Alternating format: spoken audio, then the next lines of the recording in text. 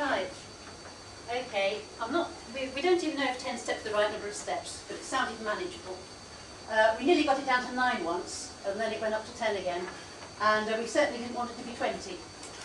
And each of these steps represents an exercise, a discussion, supported by a diagram, or a grid, or a framework, that we would expect you to do back at your base.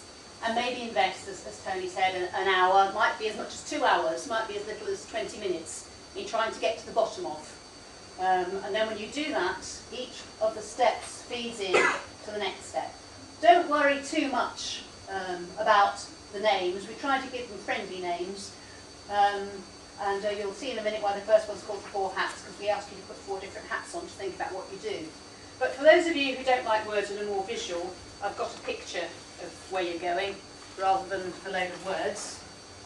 And so perhaps you'd like to have a few minutes just to look at that. And when Tony showed you the technology trap, we threatened you that the first 4 steps were going to be about looking at the way you work and looking at processes. And key to the way you work is looking and seeing what your goals are.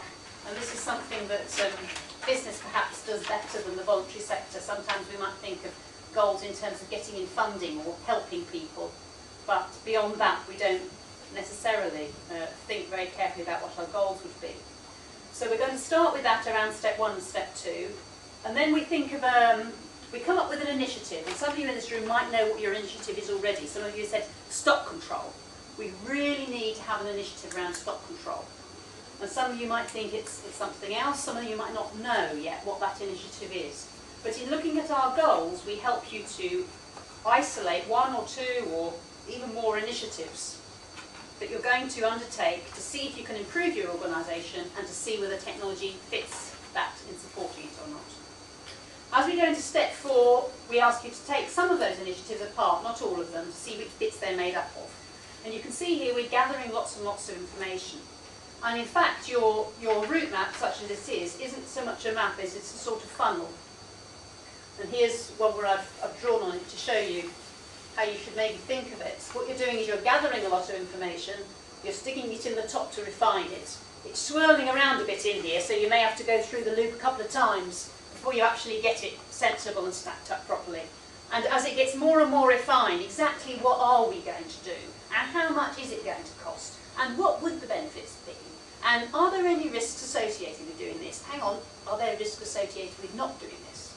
And as you go through those thought processes, it starts to channel you down. So by the time you get to the end, it's delivering you through who's going to help you, what you need to do, who's going to help you, and what the plan is. So if you think of it as a funnel, it starts to feel a bit more manageable. Then you turn it down the other way and it's already taken. Yes, somebody's actually pointed that out at the last session. Aren't you a visual lot? You see, you could burn up all this data that you collected here, and it would fire you off to the moon. It's a recycling project. Yeah. I'm quite a visual person myself, and so I think it does help to think about what you're doing in terms of, funnels or, trajectories to the future. But for those of you who like the words, those are the words. And in the reference guide that I'm going to give you this afternoon, so that you don't read ahead and cheat and make me and Tony redundant up here talking to ourselves. And we're not going to give it useful later because it gives you lots of the answers. When we look at it this afternoon, you'll see that there, if you wanted to, you could read it. But we called it a reference guide. We called it a workbook to start with, and then people said, there's too much work in this workbook. I'm not going to read this. So we said, right, okay, it's a reference guide. You only look at it sometimes. So we're just referring to it as the guide. You can read about how to do these steps and the theory behind them and how to run it as a meeting if you wanted to do it formally. Or there's just a quick guide.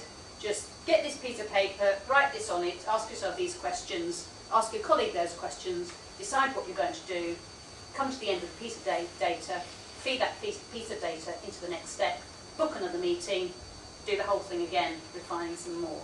So those of you who don't like reading, you can look at the pictures and look at the quick guide bullet points. And for those of you who do like reading, go ahead.